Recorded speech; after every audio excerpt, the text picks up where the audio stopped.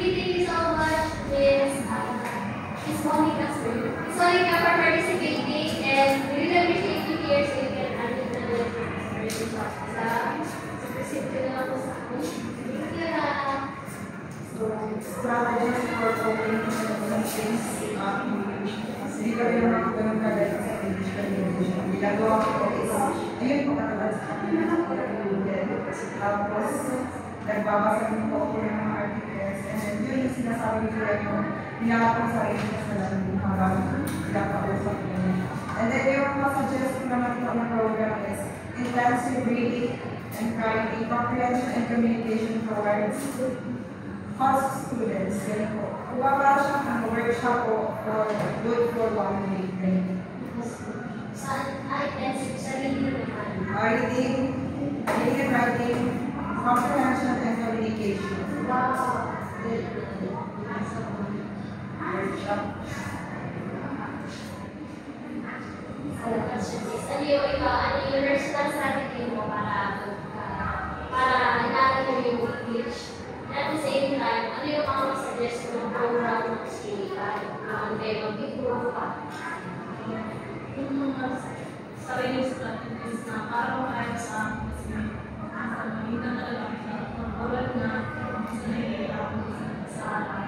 Ang ginagawa ko para ma-develop yung English so pati sa gabi yung mag-communicate sinabasahan na yung smart and English.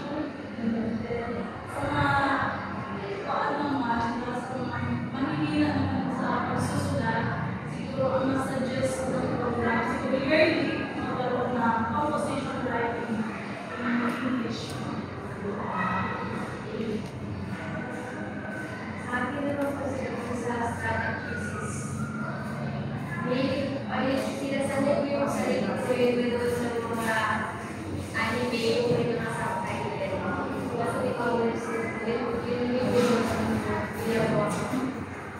yes, the program is same as the design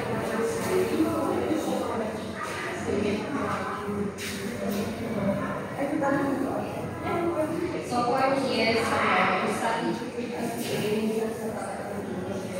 may feeling na receive so sa ano naman po sa program is siguro magkakaroon ng seminar or workshop about sa pag-implement na paano tayo mag-adapt ng pag-pasala or pag-implement sa education.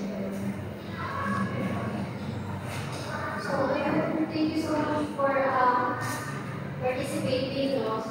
Very properly na po tayo and hindi mo lang po kayo ng picture. But then again, we really appreciate ang ganda ng mga sagot. Bakit kami natutunan sa inyo you have that side and I really think that this should be heard, that the students should be heard because marami na sa iba sa school na after the life. And then hindi naman sabi, I think hindi na bibigyan masyado ng pansin ko. Ibang so I do hope that this speakers would really help talaga sana makarating sa administration kasi hindi na ito makakatulong sa inyo sa next interview pa. Thank you so much, Marcel, and then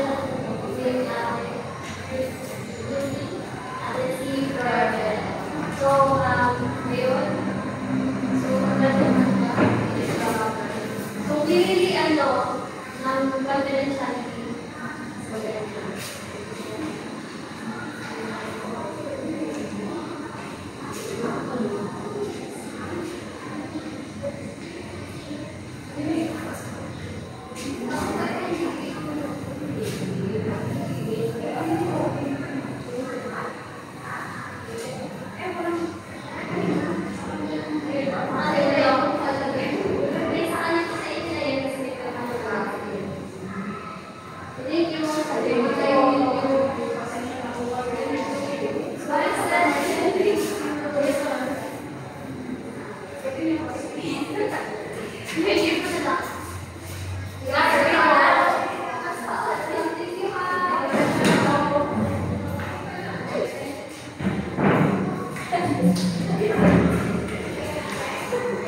Thank you.